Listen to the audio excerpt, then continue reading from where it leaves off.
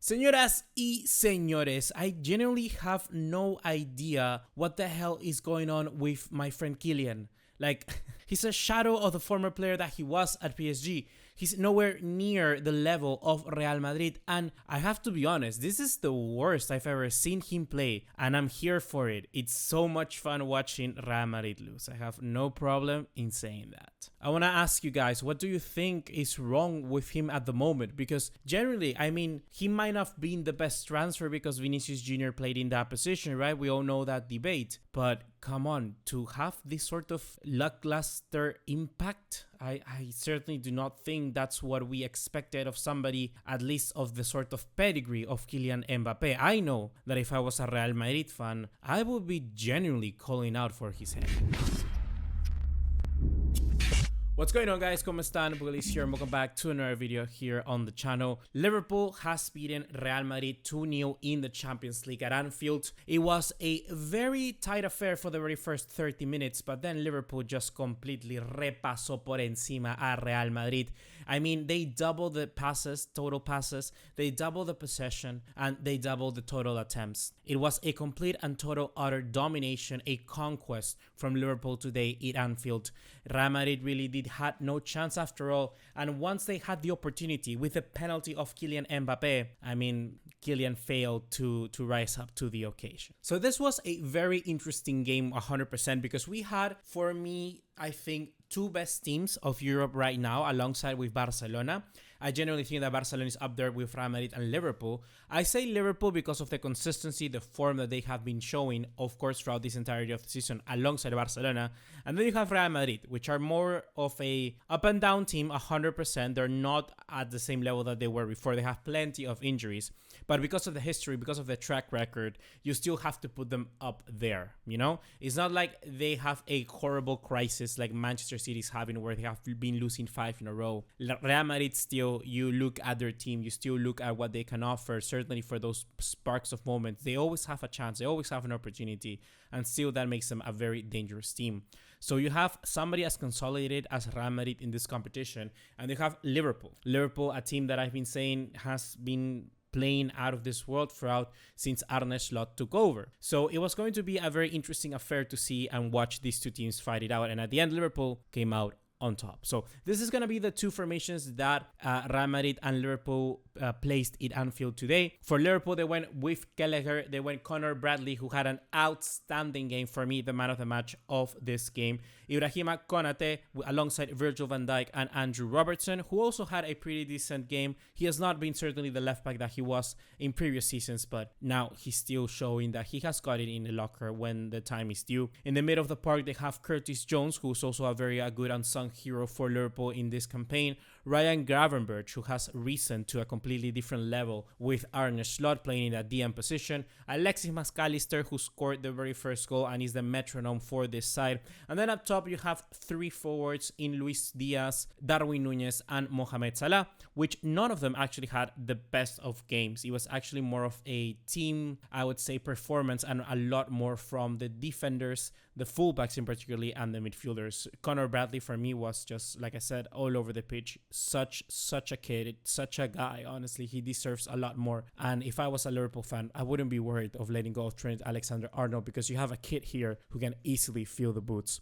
On the other side, we have Real Madrid. They went alongside with Thibaut Courtois, Federico Valverde playing as a right back, Raúl Asensio, the kid who's becoming from La Fábrica, Antonio Rudiger and Ferland Mendy, Eduardo Camavinga with Luka Modric playing as two sort of holding midfielders, but it was quite a little bit more of a 4-3-3 with Jude Bellingham and Arda Güler, and up top Kylian Mbappe and Brahim Diaz. That was a genuinely John. Like, that wasn't part of the script. I literally just John when I said Kylian Mbappe's name. That was not part of the script. So coming into this game, you can certainly see that both teams have some sort of players missing. I think that particularly when you take a look at Liverpool, you have someone like Alisson, who's such a crucial player, and someone of the world-class level of Trent Alexander-Arnold not being ready for a game like this. It's gonna affect you quite a bit. But they have, I think, what I would call the importance of having a squad. I think that the goalkeeper, the substitute in Gallagher, is not as good as Alisson, of course not, but is an honorable deputy.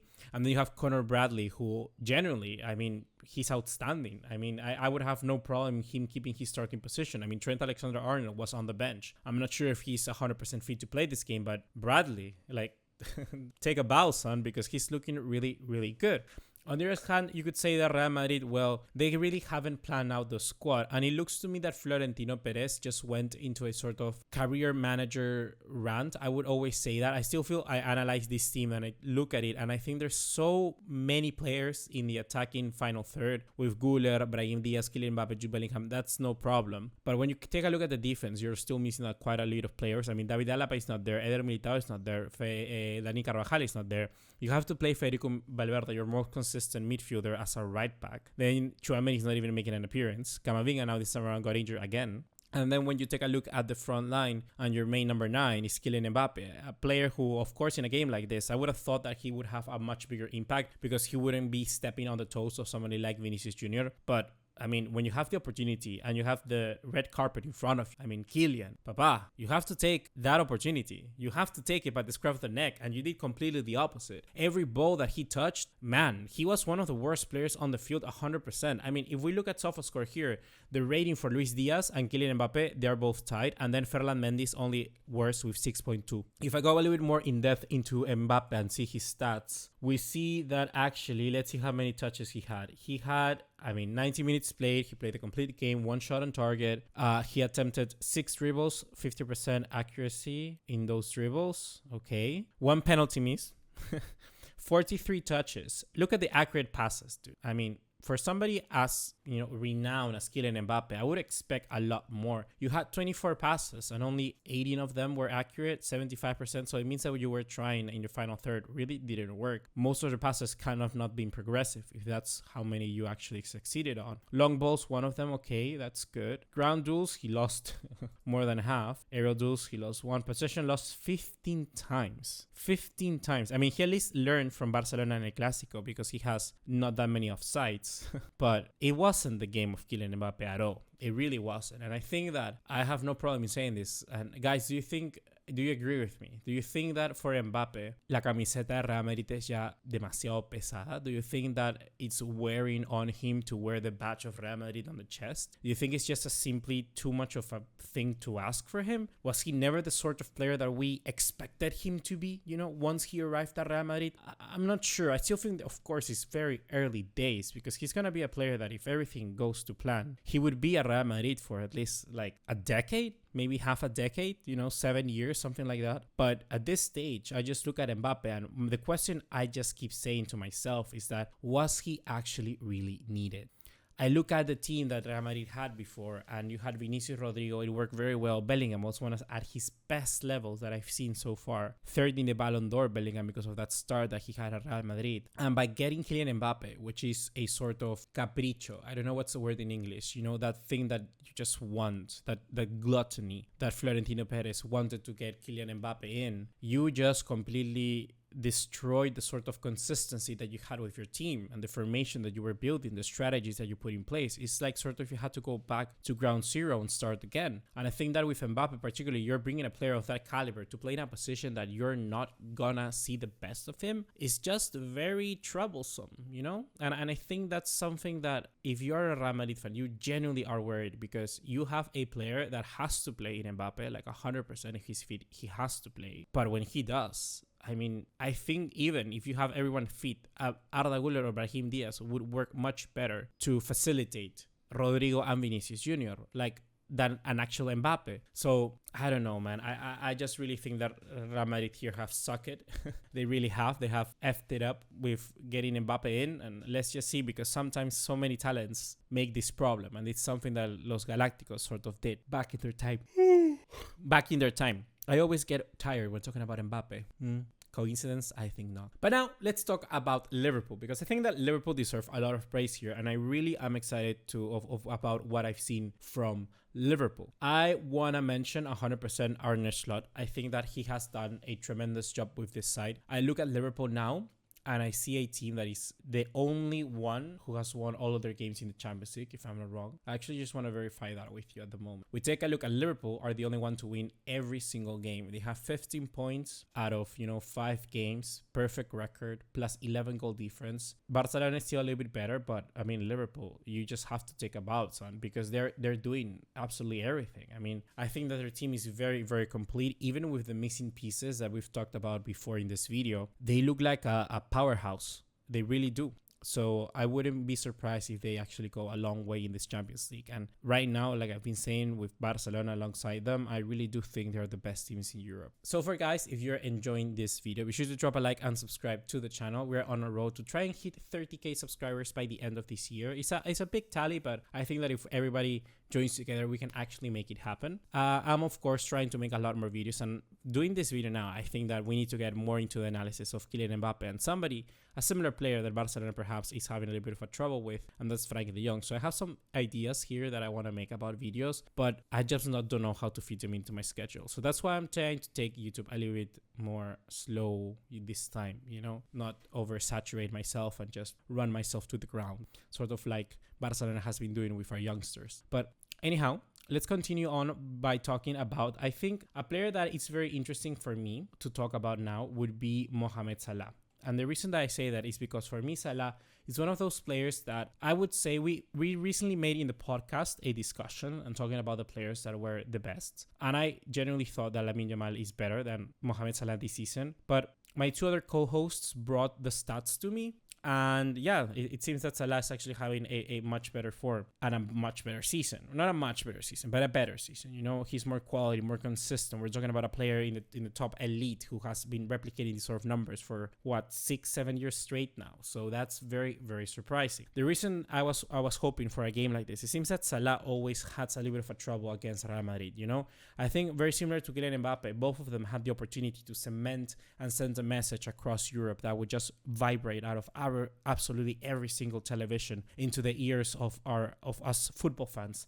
A message that Mbappe is here and that he can turn things around for Real Madrid, and they always do the same thing, but he missed it. And for Salah, just another message saying that, hey, Liverpool is here. We can continue cementing the sort of route that we're having. Put us up in the scoreline with a goal from your best player, and that didn't happen as well. I think that Salah is already I think it's the third or fourth time maybe that with Liverpool he has faced Real Madrid, and that has always been a very big problem for them. So for him particularly, I think that it's just one of those teams that you're always going to have your bogey team. You're always going to have your team that creates a little bit of trouble for you, right? And for Salah, that seems to be Real Madrid. And genuine question, guys. I know that a lot of you, your football heart aficionado heart is going to be saying, can Real Madrid genuinely, get eliminated from the Champions League in the league phase? Well, I would like to jump into the bandwagon, but I'm not sure if that actually is the case. Real Madrid, if you take a look at right now on screen, on the table, they're on 24th position. They're barely making it. If the Champions League ends today, they will not be qualifying to the next stage. That is a guarantee. However, they still have games against Salzburg and Atalanta,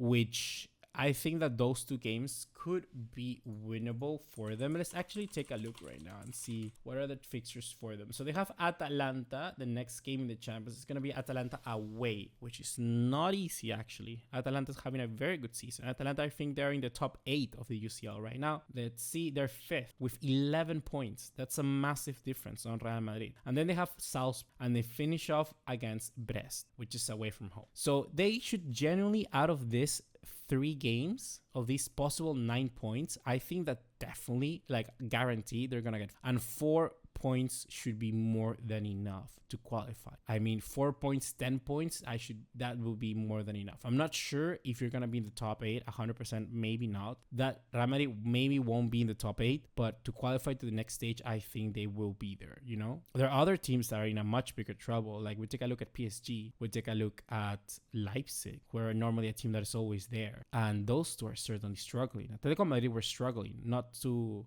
far before, this time. But Real Madrid, they need to start, winning some games, actually. If they lose against Atalanta, you never know. It's never nice to be sleeping out, going to sleep in one of those elimination positions. So let's see how it goes, guys. Let's see how it goes. So what's going to be your reaction, guys, to this video, to this match? I want to know in your comment box down below, what do you think of this game, and generally whether it's good or bad for Real Madrid to be worse. You know, I think that even these Real Madrid that are bad, we take a look at it, and generally they're still competing in all competitions. It's not like they're far off. They're 1 point behind Barcelona with a game to go. No, sorry, 4 points behind with 1 game to go. We've got 1 game in hand. So it's like you need to take it slow, right? I never want to just make fun of Real Madrid for the sake of it, because you never know when they can turn up, and that's a very difficult, very nerve-wracking proposition, because they always have something up their sleeve. They always do. But I think that this Mbappe problem right now is